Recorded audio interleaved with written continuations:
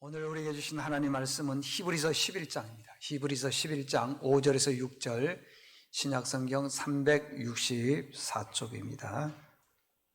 364쪽 히브리서 11장 5절 6절 계시의 말씀을 봉독할 때에 살아계신 하나님의 음성을 들으실 수 있기를 바랍니다. 믿음으로 에녹은 죽음을 보지 않고 옮겨졌으니 하나님이 그를 옮기심으로 다시 보이지 아니하였느니라. 그는 옮겨지기 전에 하나님을 기쁘시게 하는 자라 하는 증거를 받았느니라. 믿음이 없이는 하나님을 기쁘시게 하지 못하나니 하나님께 나아가는 자는 반드시 그가 계신 것과 또한 그가 자기를 찾는 자들에게 상 주시는 이심을 믿어야 할지니라. 아멘. 할렐루야. 오늘은 믿음이 뭐냐라는 거죠. 믿음은 어떤 거냐 하면 일상생활을 하는 것, 일상의 삶을 사는 것이다 라는 제목으로 말씀을 전할 때 서로 은혜 있기를 원합니다.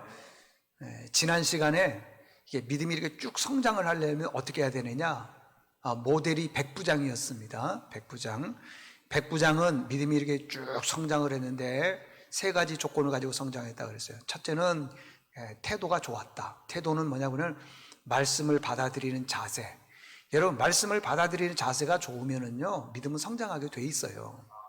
두 번째, 말씀은 한 번만 받는 게 아니라 지속적인 공급이 있어야 돼요. 그래서 예배가 중요하다라는 게 그거예요. 지속적으로 이렇게 말씀을 들으면요, 믿음이 이렇게 쭉 성장을 합니다. 그래서 예배가 중요하다. 세 번째는 그 말씀을 받아들이면은 마음이 변화가 일어나요. 그래서 여태까지는 내 중심으로 살았는데 이제 이후로부터는 누구 중심으로 살아가냐면 하나님 중심으로 살아간다. 이게 이제 세 가지 조건 중에 하나가 뭐냐면 믿음이 이렇게 쭉 성장한다는 거예요. 근데 믿음이 성장으로만 끝나면 안 되는 거예요. 그게 성장한 믿음을 삶의 현장에서 보여줘야 된다는 거예요. 삶의 현장에서. 오늘은 히브리서 11장에 보니까 에녹이 나오는데 에녹의 믿음이 삶의 현장에서 이렇게 쭉 성장했는데 믿음이 어떻게 되었는지를 우리가 봐야 된다고 하는 것입니다. 예수 믿는 사람에게는 뭐가 있냐 그러면 약점이 하나 있어요. 그 약점이 뭐냐 하면은 교회에서의 그 삶하고 교회 밖에서 세상에서 삶하고 이게 달라요. 교회에서는 할렐루야 아멘하고 기뻐하고 찬송하고, 어떤 분들은 찬양할 때 우는 분들도 있고요, 어떤 분들은 기도할 때 목 놓아 기도하는 분들도 있고, 막 교회에서는 정말 그분이 얼마나 좋은지 몰라요. 믿음 좋아 보여요. 그리고 또 교회에서 보면 성도들과의 교제를 보면요, 막 서로 사랑이 넘쳐요. 얼굴이 천사의 얼굴이에요. 근데 그 얼굴이 왜 세상으로 가면 저승사자가 되죠? 작은 이익 앞에 절대 양보 안 하고요, 서로 미워하고 갈등을 일으키고 그래요. 그러니까 왜 교회에서는 천사의 얼굴인데 왜 세상에 나가게 되면은 갈등을 많이 일으키는 사람이 되고 웃음과 기쁨이 없는 삶을 사느냐 이 말이에요. 왜 그러느냐? 다른 게 아니에요. 말씀의 정립이 잘못됐기 때문에 그래요. 정립. 이 정립이라는 게 뭐냐 그러면은 내가 느끼는 감정을 말해주고 있어요. 이게 믿음이 뭐냐 그러면 내가 느끼는 감정이에요. 보통 사람들 같은 믿음 좋은 사람은 어떤 사람이냐 그러면은요, 특별한 체험을 하고 기도를 했더니 기도에 응답이 들리게 되고요, 뭐 심지어는 죽은 사람이 살아나니까 그 살아난 그걸로 인해 가지고 여기저기 돌아다니면서 간증을 하는데 그 사람이 그렇게 부러운 거예요. 그걸 신앙이고 믿음이라고 생각하고 있는데 그게 정립이 잘못됐다라고 하는 거예요. 믿음이 뭐고 신앙이 뭐냐 그러면요, 교회 생활하고 일상생활하고 똑같다는 거예요. 자, 교회에서 교인들과의 관계가 좋다 그러면 세상에 나가면은 세상 사람들과의 관계가 어떻게 해야 되겠어요? 좋아야 되겠죠. 응? 교회에서 이해하고 양보심이 많으면 세상에 나가면 어떻게 해야 되겠어요? 양보심과 이해가 똑같아야 되겠죠. 그렇잖아요, 여러분들. 목회자가 이렇게 얘기를 합니다. 예수 잘 믿으면 복 받습니다. 예수 잘 믿으면 자녀가 잘 됩니다. 그러면은요, 교인들 중에 어떤 분들은 그걸 싫어해요. 목사님이 왜 기복신앙만 있다 그러고 막 뭐 윤리적인 것만 가르치려고 그런다는데, 근데 진짜는요 자기가 그걸 원하고 있어요. 원하고 있어요. 복 받았으면 됐어요. 잘 됐으면 좋겠다. 여러분, 믿음이 뭐냐 그러면은요, 지금처럼 하나님 중심, 말씀 중심, 교회 중심 이렇게 기쁨으로 이렇게 쭉 살아가는 게 그게 믿음이고요. 그게 신앙이에요. 그게 삶의 현장에까지 이렇게 쭉 가줘야 되는 거예요. 에녹은 성경에 보니까요, 일생을 살면서 하나님과 동행했다 그랬어요. 동행. 동행이 뭐냐 그러면은요, 우리가 일상생활 속에서 어떤 문제가 있었을 때 그 문제를 나만 가지고 궁리하고 걱정하고 염려하고 그런 게 아니라, 이런 문제가 있었을 때에 하나님께 그 문제를 가지고 와서 묻는 거예요. 하나님께서 응답하시기를 이렇게 했으면 좋겠다 하면 그 말씀대로 살아가는 거예요. 그게 동행이에요. 다시 예를 들어 보겠습니다. 우리 집에 자녀가 있어요. 아들이 있고 딸이 있는데 그 아들, 딸 중에 누군가가 문제가 생겼어요. 근데 그 문제를 자기가 스스로 풀려고 애를 쓰다가 더 꼬여서 이 문제가 더 커져 버렸어요. 자기가 그 문제를 해결할 수 없으니까 에이, 나도 모르게 그냥 유서 써놓고 극단적인 선택을 했다 그러봅시다. 그거 잘한 거예요? 잘못한 거잖아요. 그런 문제가 있었을 때에 내가 해결이 안 되면은 그 문제를요, 아버지에게 가지고 오는 거예요. 엄마에게 가지고 오는 거예요. 엄마, 내가 이러이러한 문제가 있었을 때 내가 너무 힘들다. 그리고 이 문제가 있는데 어떻게 했으면 좋겠습니까? 아버지, 이런 문제가 있는데 어떻게 했으면 좋겠습니까? 라고 얘기를 했을 때에 그 아버지가, 어머니가 이렇게 얘기를 합니까? 내가 너를 지금까지 키워서 어떻게 키웠는데, 내가 너를 대학을 보낼 때 어떻게 대학을 보냈는데 그가 하나 문제 해결을 못 해가지고 이렇게 속을 썩이고 있느냐? 그런 부모 있어요? 없어요. 아마 이렇게 얘기할걸요? 그 문제를 가지고 오면은, 아들아, 딸아, 고맙다. 네가 이 문제를 가지고 와서 나하고 상의를 해주니 고맙다. 내가 너를 위해서 최선을 다해서 돕겠다. 그거 아니에요? 그랬을 때 그 문제를 가지고 왔을 때 부모의 마음이 속이 상해요. 속으로 기쁨이 있어요? 없어요? 있지요. 그러니까 오늘 하나님을 기쁘시게 하는 거예요. 6절을 보십시오. 6절에 보니까 이렇게 얘기를 했어요. 믿음이 없이는 하나님을 기쁘시게 못한다 그러잖아요. 그러니까 내가 가지고 있는 문제를 하나님께 가지고 나가게 되면은 하나님이 귀찮아해요? 기뻐하는 거예요? 기뻐하는 거죠. 기뻐하는 거죠. 다른 게 아니라는 것입니다. 그러면 동행이 뭐냐 그러면요, 동행은 이런 거예요. 매 순간 하나님을 의식하는 거예요. 그리고 대화를 하는 거예요. 아까 얘기했던 것처럼 어떤 문제가 있었을 때 물어보는 거예요. 여쭤보는 거예요. 기도하는 거죠. 하나님 어떻게 했으면 좋겠습니까? 그러면은 뭐 말씀을 통해서, 기도를 통해서든지, 그런 뭐 음성이 들리는 게 아니라 그런 내 마음의 믿음의 기준으로 이렇게 가는 거예요. 그럼 그대로 가는 거라는 거죠. 그거라는 거예요. 동행이라는 게요. 남녀가 둘이 사랑하게 되면요, 같이 오래 있는 시간이 많아요. 그걸 뭐라고 그러냐면 동행 그러는 거예요. 동행. 다시 얘기합니다. 믿음이 뭐냐? 내가 가지고 있는 여러 가지 어려움의 문제를 하나님께 아뢰는 거예요. 근데 우리가 그렇게 합니까? 잘 안 해. 막 그 문제 있으면은 내가 그 문제를 해결하려고 있는 힘을 다해서 나만 뛰는 거예요. 그건 동행이 아니라는 거예요. 누가복음 10장에 보게 되면은 예수님께서 마르다와 마리아의 집에를 가시는 거예요.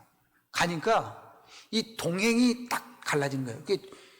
마르다는 언니고 마리아는 동생인데, 그 자매 집에 예수님이 갔더니 마르다는 예수님이 오시는 거에 대해서 분주하게 식사를 대접을 하려고 그러는 거예요. 거기에 바쁜 거예요. 근데 마리아는 예수님의 그 무릎 맡에 앉아서 말씀을 듣는 거예요. 근데 마리아가 가만히 보니까 말이에요, 마르다가 보니까 자기만 일하고 있는 거예요. 그래서 예수님께 와서 묻습니다. 마리아를 얘기해서 나 음식 좀 준비하게 해 주십시오. 그때 예수님께서 이렇게 말씀하시는 거예요. 여러 가지 일로 인해서 분주하게 하지 말아라. 한 가지 일로 좋은 걸 선택을 해라. 그 얘기가 무슨 말이냐 그러면은 나와 동행하라 그 말이에요. 예수님 그 무릎 밑에 앉아서 말씀 듣는 거라는 거예요. 말씀 듣는 거. 저도 이제 대신방 때 가끔씩 보면은요, 이런 경우가 있어요. 대신방 할 때고요. 어느 집에 가면은 이제 제가 이해는 합니다. 그 나쁜 건 아니에요. 이해는 해요. 목사님에게 따뜻한 밥 해드린다 그래가지고는요, 올 시간에 맞춰서 압력밥솥에다가 밥을 딱 하는 거예요. 그러면은 예배 시간에 되면은 밥이 다 되면 삘삘삘삘 안 돌아가요. 그게 시끄러워가지고 삘삘삘 돌아가죠. 그러면 예배 드리다 말고 후삭 가가지고 또 불 딱 끄죠. 또 예배 드리다 보면 저기서 국이 끓으니까 가서 또 끄지요. 근데 솔직히 목사 입장에서는요, 귀하지만은요, 말씀 듣는 게 더 귀해요. 말씀 듣는 게. 그래서 우리가 예수님과 동행했다라고 하는 얘기는 무슨 말이냐 그러면은 말씀을 듣는 자리에 앉아 있으라 이 말이에요. 슈렉이라고 하는 영화를 혹시 뭐 아이들 영화니까 뭐 못 보셨겠죠? 슈렉이라는 영화가 있는데 내용은 뭐 특별히 이거죠 아니에요. 슈렉이 그 당나귀 주선으로 마법에 걸려버린 피아노라고 하는 피오나라고 하는 이 사람을 이게 마법에서 이게 탁 깨게 해주거든요. 근데 피오나가 굉장히 못생겼어요. 아주 못생겼어요. 근데 이 피오나가 탁 마법에 걸려가지고는 이제 있었는데 탁 깨어났단 말이죠. 잠들었다가 깨었는데 자기가 잠들어서 깨면은 굉장히 예쁜 얼굴일 줄 알았어요. 그런데 안 예뻐. 그대로 그 얼굴이에요. 어떤 사람들은요, 성형수술했는데 잘못했다가 가지고 뭐 자살하는 경우도 있고요. 실패했다고 그러고요. 어떤 사람은 뇌물 받았다고 해가지고 요즘에 막 있잖아요. 자살하고 그러는 거예요.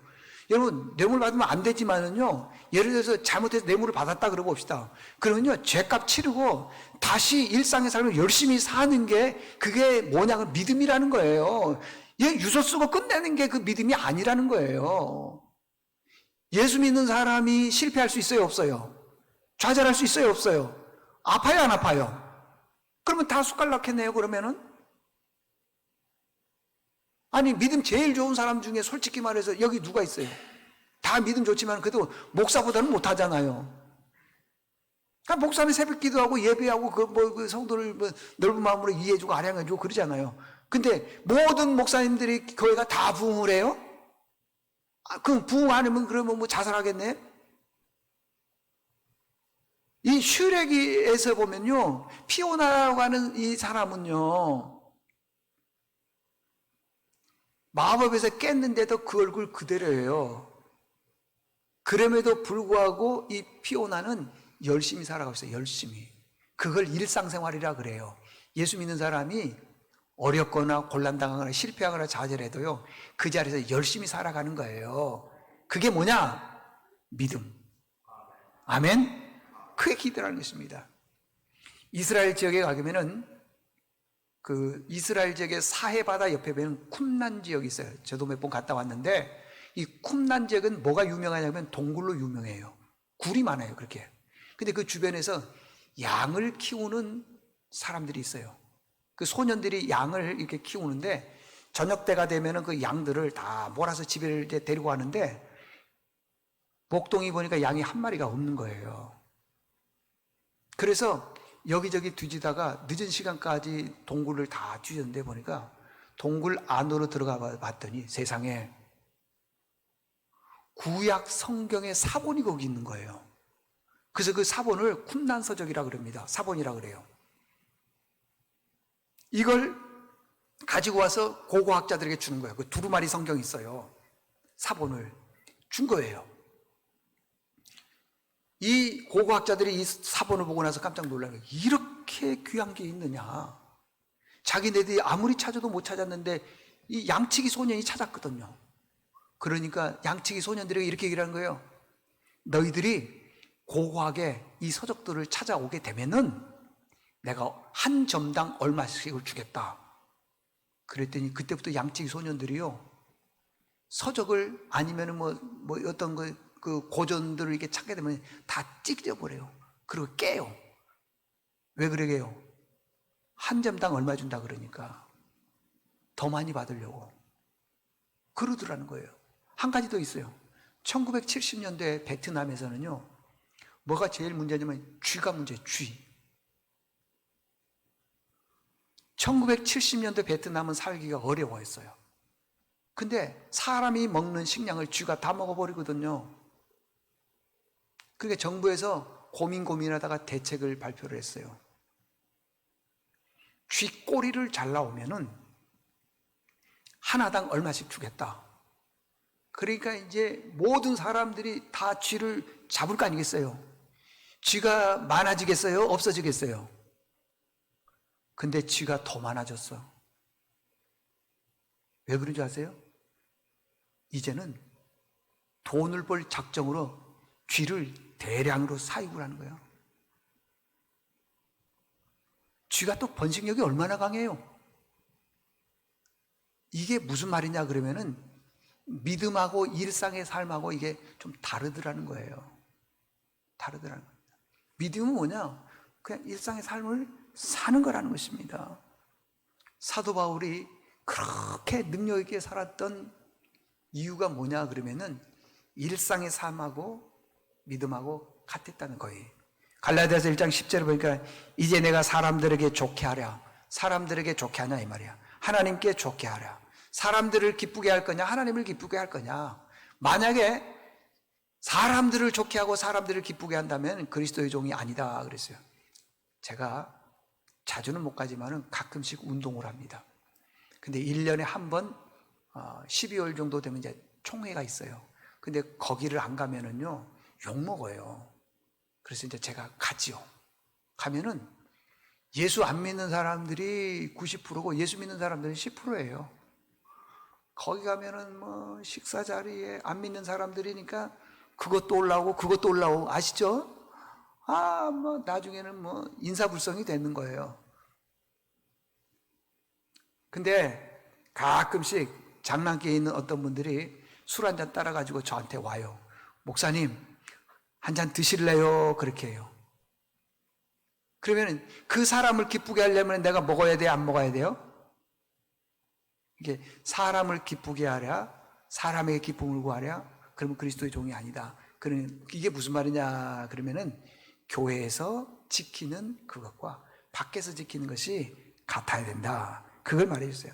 사람들에게요, 칭찬받으려면 방법이 여러 가지입니다. 세상 사람들 기분 좋게 해주면 돼요. 뭐 하자 그러면 뭐 해주고요. 뭐 하자 그러면 뭐 해주고. 그러면, 근데 이제 뭐라고 얘기를 했냐 그러면 바울이 그리스도의 종이 아니다. 그렇게 얘기를 하더라는 것입니다. 우리가 세상 살아나가면서 장애물들이 사실 많아요. 장애물들이. 힘든 일들이 많아요. 그래도 넘어지지 말고 일상의 삶을 살자. 승리하자 그 말이에요. 잠언 16장 9절에 보니까 사람이 마음으로 자기의 길을 계획할지라도 그 걸음, 그 길을 인도하시는 분은 하나님이다 그랬어요. 제가 참회 기도 때도 잠깐 얘기를 했지만은요, 우리가 대단한 존재인 것처럼 보이지만은 그렇지 않습니다. 내가 모든 걸 다 선택할 것처럼 보이지만은 수없이 얘기했어요, 이거요. 100% 중에요, 10%밖에 선택 못해요. 내가 못해요. 나머지 90%는 내가 할 수 있는 게 아무것도 없어요. 인생은요. 기껏 내가 10% 하는 게 뭐냐 그러면 집 사고, 차 사고, 생필품 사고, 뭐 옷, 가방 이런 거 사는 거예요. 나머지 내가 선택해서 할 수 있는 게 없어요. 내가 대한민국에 태어나고 싶어서 태어났어요? 내가 키가 이렇게 크고 싶어서 크고 작고 싶어서 작고, 내가 눈이 뭐 크고 싶어서 크고 작고 싶어서 작고, 그 다음에 인종, 내가 뭐 황인종으로 태어나고 싶어서 난 거예요? 내가 선택한 거예요? 내가 우리 부모를 선택했어요? 우리 부모가 나를 선택을 할 때 어떻게 선택했겠어요? 저도 아이들 선택할 때 이렇게 됐으면 좋겠다 그런 아이 아니에요. 뭐 잘생기고 키 크고 머리 좋고 좋은 거 다 하죠. 아니에요. 그런 자녀 없어요. 선택해서 되는 게 아니에요. 아니 뭐 요즘에 그 운동 잘하면 얼마나 돈 벌어요. 예를 들어 축구한다 그러면은 뭐 호날두는 아니더라도 메시, 손흥민 정도만 되면 얼마나 좋겠어요. 근데 그게 내 의지대로 되냐고요? 안 되는 거예요. 성격, 성품 어떤 분들은요, 성격이 얼마나 급한지 몰라요. 반대로 어떤 분들은 너무 느려. 어떤 분들은 목소리가 너무 커. 어떤 분은 잘 안 들려. 그게 내가 선택한 게 아니라는 거예요. 내가 할 수 있는 게 없어요. 인간이 그렇게 대단한 거고 내가 대단한 것처럼 보이지만은요, 내가 할 수 있는 게 별로 없어요. 그래서 하나님께서 우리에게 생명을 주셨다면은요, 주신 거니까 로마서 12장 11절처럼 살아야 돼요. 게으르지 말고 열심을 품고 주를 섬겨라. 그렇게 살아가야 되는 거예요. 우리 인생은요, 금방이에요. 나중에 우리가 죽어서 하나님 앞에 갔을 때, 그때 그 말씀이 들려서 내가 열심히 살 걸, 그건 의미가 없다고 하는 것입니다. 여러분, 열심히 신앙생활을 하다 보면은요, 기적이 일어나요. 렌트겐이라고 하는 사람은요, 음극선을 발견하다가 X선을 발견했어요. 엑스레이 같은 거 있잖아요. 그걸 발견을 한 거예요. 우리가 아는 것처럼 콜럼버스는요, 인도에 가다가 대서양을 발견했어요. 열심히 살다 보면 하나님께서 우리에게 기적을 줄 줄 어떻게 알겠어요? 그냥 게으르고 나태하고 살면은 안 된다 이 말이에요. 우리 인생이 일상생활을 살아가라고 하는 그 말씀이 전도서 3장 1절에서 10절에 있어요. 막 특별하게 사는 게 아니라니까 여러분들. 일상생활이에요. 1절에 보니까 천하 범사, 범사는 모든 일이에요. 범사에 이렇게 말씀하고 있어요. 뭐라고 얘기해요? 보니 기한이 있고 모든 일에 때가 있다라는 거예요. 내가요, 잘 되고 싶죠. 젊었을 때부터. 다 때가 있어요. 아무리 그분이 좋은 아이디어를 가지고 있고 잘 되려고 해도요, 때가 있어요. 그때에 되는 거예요. 그때는 누구 때냐? 하나님의 때라는 거예요. 예? 2절에 보면요, 이렇게 얘기했어요.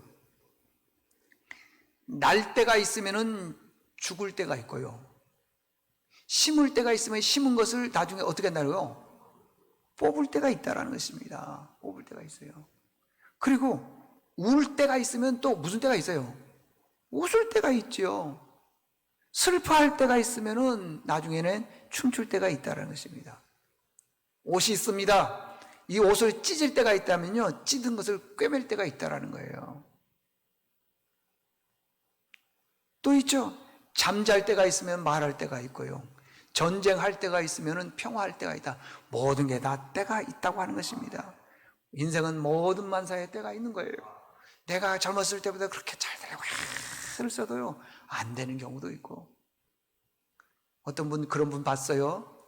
젊었을 때 실패를 모르고 쭉 했어요. 근데 그게 영원히 갈 것처럼 보이지만은요, 30대 후반에 그냥 와장창 무너지는 경우도 있더라고요. 반대로 어떤 분들은 막 10년 이상 계속 공부를 해도 안 되는 거예요. 사법고시 뭐 12회 봐도 안 되고, 근데 마지막 13회 때 돼서요, 변호사로서 생활 잘하는 분이 있어요. 이게 모든 만사는 뭐가 있다는 거죠? 때가 있다는 거예요. 때가. 그 때를 주셨을 때야 되는데, 우리는 욕심이 많아가지고 얼른 부자 되려고 그러고 얼른 잘 되려고 얼른 뭘 하려고 그러는데 안 돼요. 때가 있다고 하는 것입니다. 나이가 70, 70이 가까우거나 이렇게 되신 분들은 제가 이런 얘기를 하면은 굉장히 싫어합니다. 기분 나빠합니다.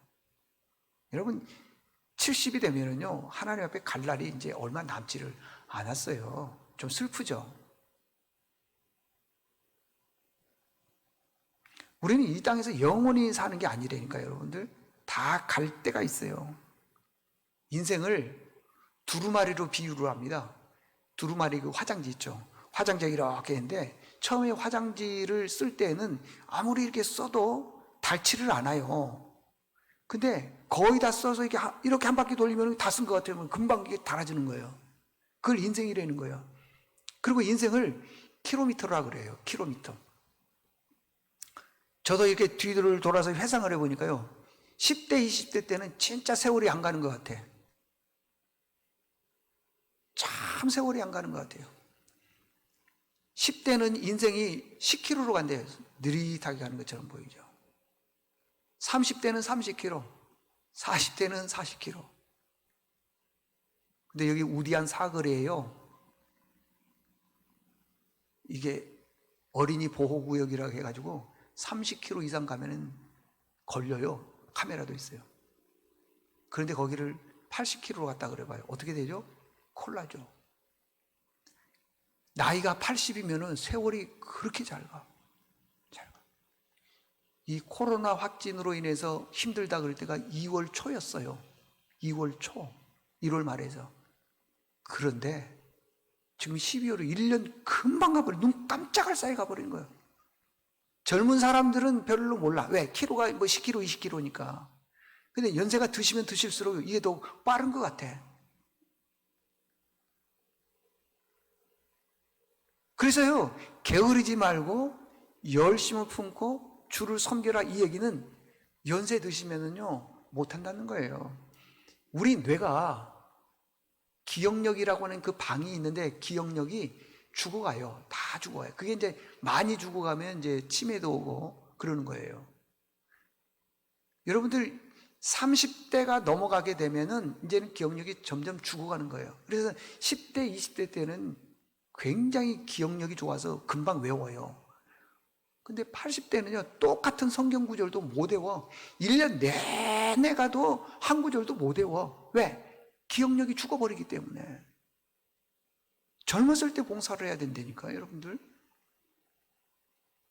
연세 드시면은 할 수가 없어요. 근데 이런 그 말씀을 전해도요, 어떤 분들은 귀에 들리지 않고, 어떤 분들은, 내가 인생이 얼마 안 남았구나. 열심히 살아야 되겠구나. 귀 있는 자는 들을지어다 그러잖아요. 이 얘기 무슨 말이냐면 복이 있다 이 말이에요. 죄송해요. 연세 있으신 분들은요, 정말이에요. 우리 지난주에 육군영 집사님 65세에 하나님 부름 받았어요. 그분이 당신이 65세에 하나님 부름 받을까 생각도 못했어.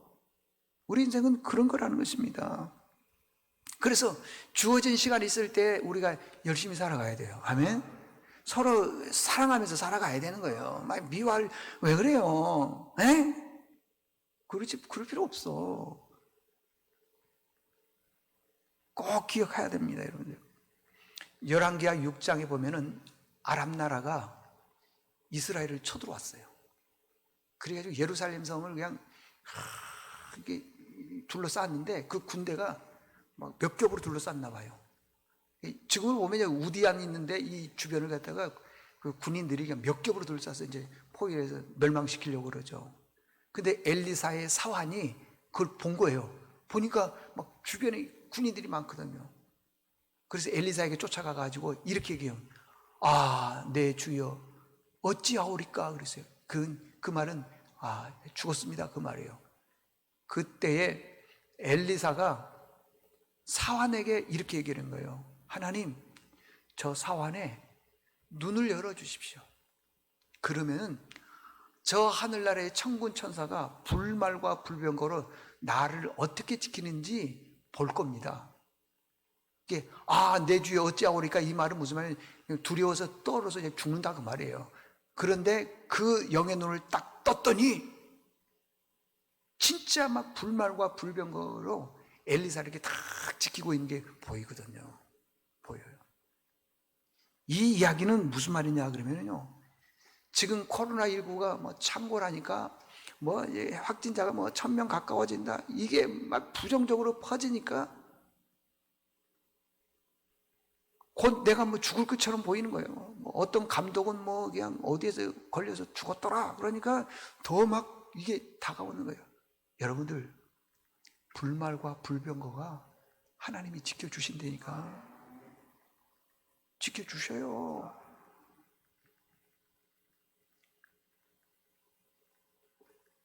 우리 주변에 보면은 코로나19에 걸려서 확진돼 가지고는요, 전염돼서 이렇게 되는 그런 경우도 있습니다. 그러나 방역 수칙 이런 것들을 잘 지키지 않아서 그런 거예요.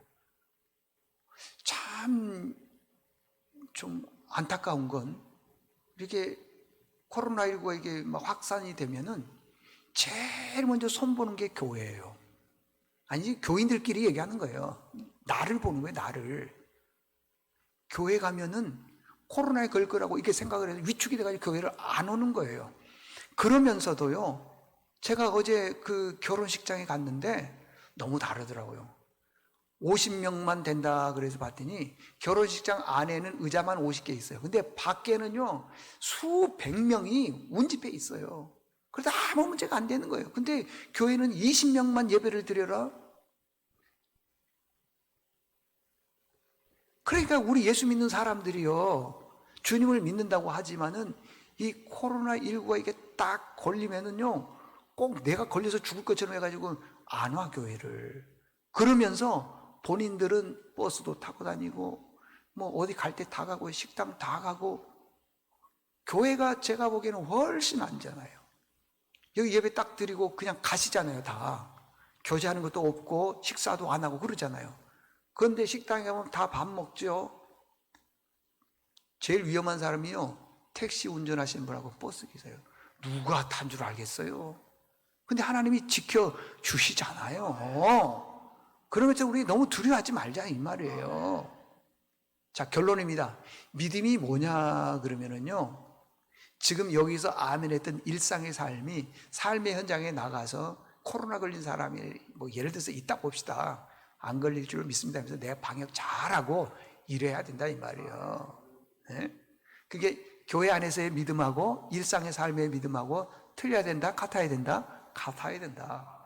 어떤 사람이 믿음이 쭉 성장한 사람, 백부장의 믿음 우리가 지난주에 말씀 드렸잖아요. 그런 것처럼 그러자 이 말이에요. 여러분들 대강절 셋째 주일 우리에게 주신 말씀은 여기서 하고 직장에서 하고 이게 다르면 안 된다 이 말이에요. 아니, 교회에서는 그냥 막 서로 위로하고 축복하고 이러다가 직장에 가게 되면은 그 직장에 있는 상사나 또 뭐 밑에 있는 분들이나 관계가 깨져가지고 막 예수 믿는 사람 욕먹게 하고 그렇지 말고 똑같아야 된다 이 말. 똑같아요. 여기서도 천사의 얼굴, 거기서도 천사의 얼굴. 여기서 이해해주고 양보해주면 거기서도 그렇게 하자 이 말이에요. 그런 믿음으로 꼭 승리하는 여러분 될 수 있기를 바랍니다. 하나님 아버지, 오늘 대강절 셋째 주일날 믿음이 뭐냐라는 것에 대해서 들었습니다. 특별한 게 아닙니다. 에녹은 그냥 일상생활 했습니다. 우리요 지금 믿음 그대로 일상생활하는 저희들 되게 도와주시고, 그러므로 인해서 어느 누구를 만나든지 믿음의 사람이라고 들을 수 있는 저희들 되게 도와주시옵소서. 예수님의 이름으로 기도드리옵나이다. 아멘.